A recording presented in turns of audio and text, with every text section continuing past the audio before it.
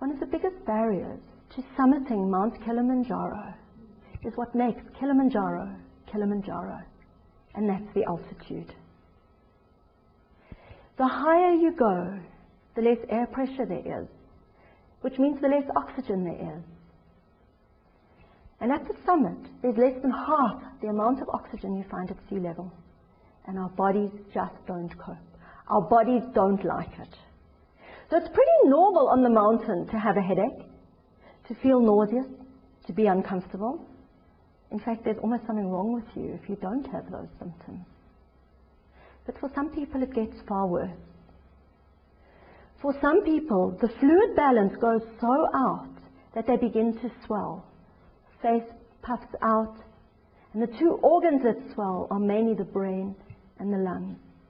The lungs fill up with fluid, the brain swells, and as a result, acute mountain sickness can be fatal.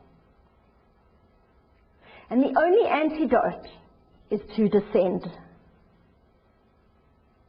And yet, there's some people who are so fixed on their goal, so determined to get to the top no matter what, that they refuse to take the wisdom and the advice of their guides, of their fellow climbers, of all the reading they did before they got to the mountain. They are going to make it to the top. Nothing's going to stop them. They didn't spend this money and train for nothing, to be a failure. Many of those people come off the mountain in body bags. And I believe many still will. And as much as it is important to follow a goal, as much as it's important to persevere, to get there, to never give up, we do need to assess the risk. We need to make sure it's worth the consequences and that it's not just an insane ego trip.